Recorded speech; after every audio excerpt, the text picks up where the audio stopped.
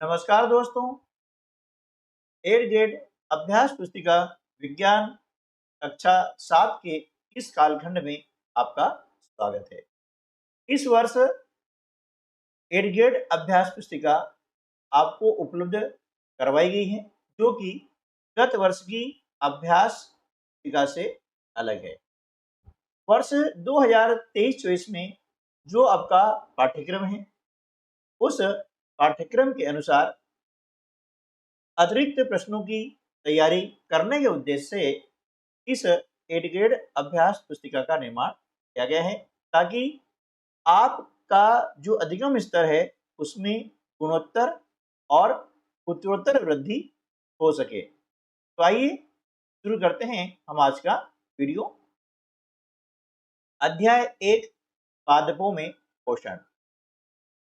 हमें अपना भोजन पेड़ पौधों से प्राप्त होता है। पौधे अपना भोजन वातावरण से स्वयं बनाते हैं, इसीलिए पौधों को क्या बोलते हैं हम? स्वपोषी। और पोषण की जो विधि होती है इसको हम कहते हैं स्वपोषी पोषण। पौधे के विभिन्न भाग होते हैं, जैसे जड़, तना, पत्तियां, पुष्प और बीज।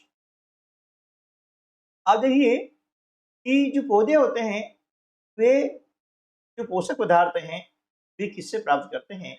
इसके लिए हम एक यहाँ पर थोड़ी दी हुई है, उसको मिलान करके देखते हैं। देखिए, सूर्य से हमें क्या मिलता है? सूर्य का प्रकाश, ठीक है ना। जड़ों से पानी एवं पोषक तत्व। पत्तियों से क्लोरोफिल और वायुमंडल से CO2 यानी कार्बन डाइऑक्साइड। अब देखिए, यहां पर आपको दिए गए हैं रेगिस्तान और कहा गया है कि नीचे जो शब्द दिए गए हैं, विकल्प दिए गए हैं, इन विकल्पों में से हमें चुनना है। पहला है भोजन के घटक कार्बोहाइड्रेट, वसा, प्रोटीन, विटामिन और हैं। क्या है? खनिज लवण। हमने यहाँ पर दिया है खनिज लवण। पादप जल, क्लोरोफिल एवं सूर्य प्रकाश की सहायता से अपना भोजन स्वयं बनाते हैं। यह क्या जाएगा? कार्बन डाइऑक्साइड यानी CO2, है ना। पादप यानी पौधे होते हैं, वे जल, क्लोरोफिल, है ना, कार्बन डाइऑक्साइड और सूर्य के प्रकाश से अपना भोजन तैयार करते हैं। पादपों में हरे रंग का वर्णक पाया जाता है, जो प्रकाश संश्लेषण में सहायता करता है। तो जो पादप होते हैं उसमें हरे रंग का वर्णक होता है, उसका नाम क्या होता है?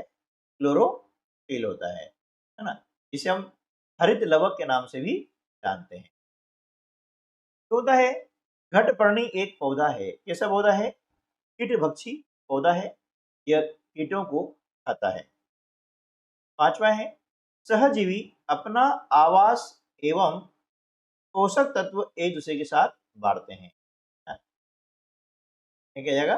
पोषक आ जाएगा, ठीक है। इसके पश्चात हम देखते हैं कि विकल्पों में से सही विकल्प चुन करके आपको यहाँ लिखना है। पहला प्रश्न है पौधे एवं सजीवों में भोजन ग्रहण करने एवं इसके उपयोग की विधि को कहते हैं। क्या कहते हैं? यहाँ पर 4 विकल्प दिए गए हैं, तो सही विकल्प आ जाएगा पोषण। यानी पौधे और जो सजीव होते हैं, है ना, ये भोजन ग्रहण करने की जो विधि होती है उसका नाम होता है पोषण। और हमने यहाँ पर लिख दिया है पोषण। ऑप्शन बी जो है हमारा सही जवाब हो जाएगा। दूसरा प्रश्न है पत्तियों की सतह पर पाए जाने वाले सूक्ष्म छिद्र जो गैसों का आदान प्रदान करते हैं कहलाते हैं। क्या कहलाते हैं? जड़, तना, पुष्प या रंध्र। ये कहलाते हैं रंध्र, है ना, जिसे स्टोमेटा कहा जाता है। बारीक बारीक होते हैं ये, और जो पत्तियों की सतह पर ऊपर और नीचे दोनों तरफ जो है ये पाए जाते हैं। प्रश्न क्रमांक 3, ऐसी प्रणाली जिसमें जीव किसी मृत एवं विघटित पदार्थों से पोषक तत्व प्राप्त करते हैं उस पोषण विधि को कहते हैं। क्या कहते हैं? उस प्रणाली का नाम है मृत जीवी पोषण। यानी विकल्प जो बी है वो हमारा सही उत्तर जाएगा। चौथा प्रश्न है, पादपों को प्रोटीन निर्माण के लिए किस तत्व की अधिक आवश्यकता होती है? इसका सही उत्तर आ जाएगा नाइट्रोजन। यानी पादपों को जो है प्रोटीन निर्माण के लिए नाइट्रोजन की अधिक आवश्यकता होती है। प्रश्न पांचवा है, रेगिस्तान में पाए जाने वाला ऐसा पौधा जिसकी छाल दवा के काम आती है और उसकी लकड़ी में कीड़ा नहीं लगता है, इस पेड़ की फलियों की सब्जी बनाई जाती है, उसका नाम है हेजड़ी। क्या नाम इसका? हेजड़ी। प्रश्न क्रमांक 6, ऐसा पौधा जिसकी पत्तियां घड़े के आकार में बदल जाती है तथा छोटे छोटे कीड़े मकोड़ों को खा जाती है, नेक का शिकार करती है, तो वो पौधा होता है, उसका नाम है नेफेंथस यानी घटपर्णी। ऑप्शन डी जो है हमारा सही जवाब जाएगा। हम पिक्चर प्लांट भी कहते हैं, घटपर्णी या पिक्चर प्लांट। प्रश्न 7 है, मैं एक पाइप जैसी संरचना हूं और विशेष कोशिकाओं से बनी हूं। मेरा मुख्य कार्य पादपों में मृदा से जल और पोषक तत्वों का परिवहन करना है। बताओ मैं कौन? ये जवाब हो जाएगा जाइलम। विकल्प भी जो है हमारा सही जवाब। प्रश्न 8, पेड़ पौधे जो अपना भोजन स्वयं बनाते हैं उनमें क्लोरोफिल पाया जाता है, निम्नलिखित में से क्लोरोफिल युक्त पौधा है कौन सा है? अमरवेल, शैवाल, लाइकेन या मशरूम? सही उत्तर क्या हो जाएगा? ऑप्शन बी शैवाल, है ना। शैवाल के अंदर क्या होता है? क्लोरोफिल होता है। अब लघु उत्तरीय प्रश्न आते हैं, उसके अंतर्गत पहला प्रश्न आता है, पोषण किसे कहते हैं? भोजन के प्रमुख घटकों के नाम लिखिए।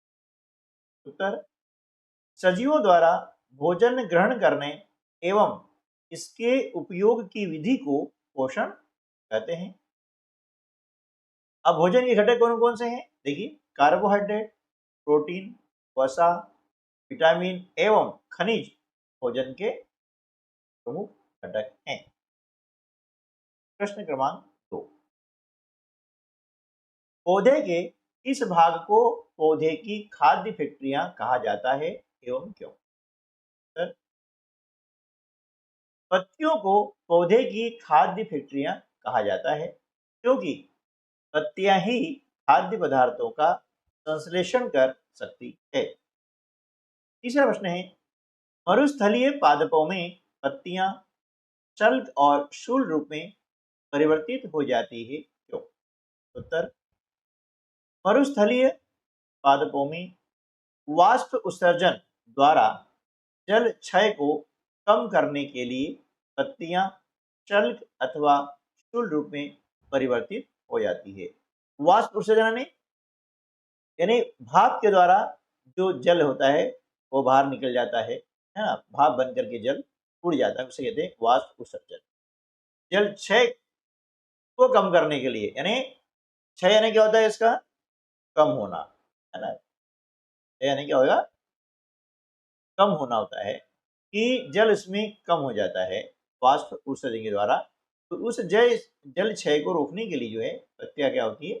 सल्क अथवा स्थूल रूप में परिवर्तित हो जाती है, यानी सुलने छोटे छोटे से कांटे आ जाते हैं। ठीक है?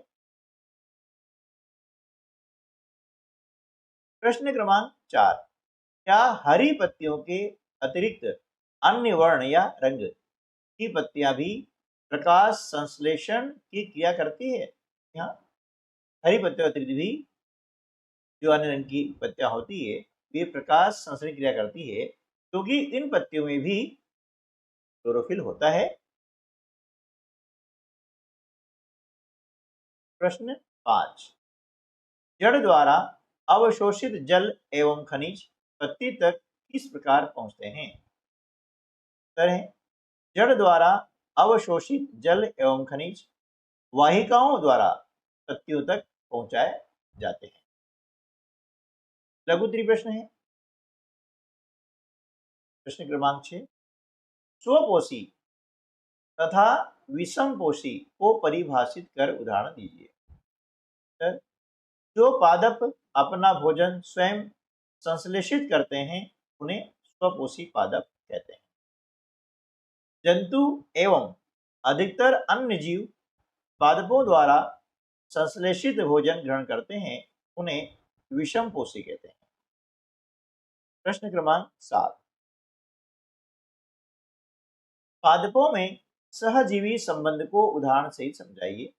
सर, कुछ जीव एक दूसरे के साथ रहते हैं तथा अपना आवास एवं पोषक तत्व एक दूसरे के साथ बांटते हैं, इसे सहजीवी संबंध कहते हैं।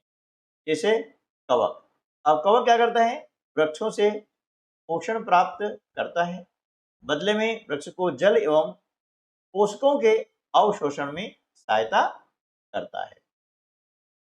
प्रश्न क्रमांक 8 है, परजीवी एवं मृतजीवी को उदाहरण सहित समझाइए। ऐसे पादप जो परपोषी पादप को अमूल्य पोषकों से वंचित करते हैं परजीवी कहलाते हैं।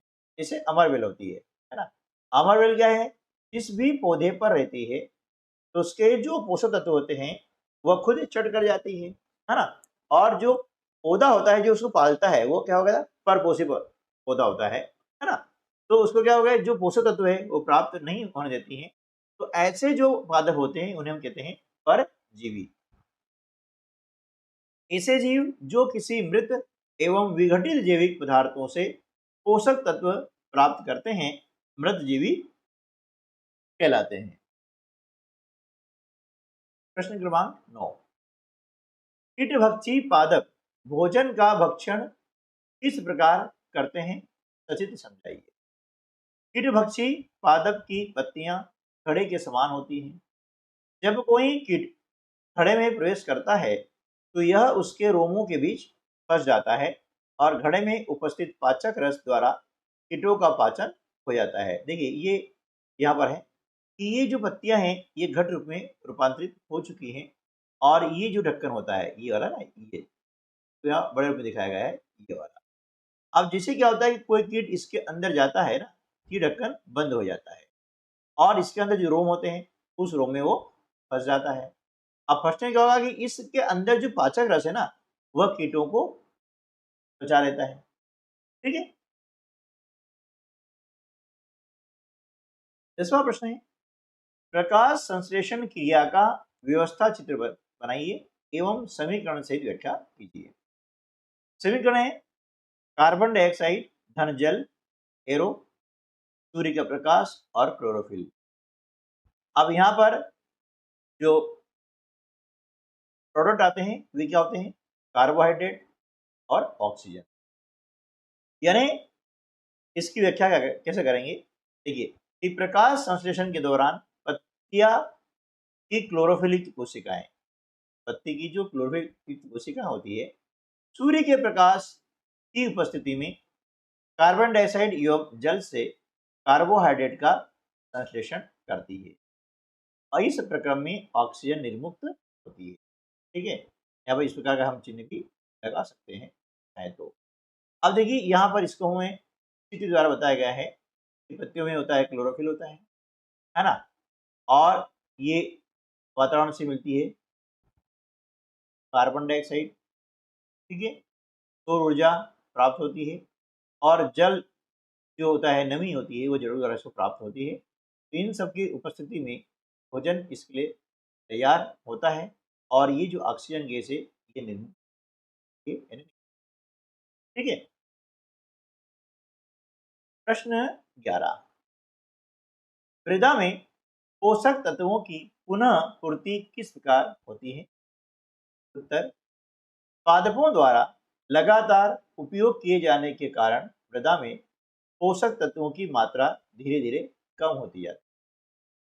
इसलिए मृदा को इन पोषक तत्वों से समृद्ध करने के लिए भूमि में उर्वरक तथा खाद मिलाने की आवश्यकता होती है।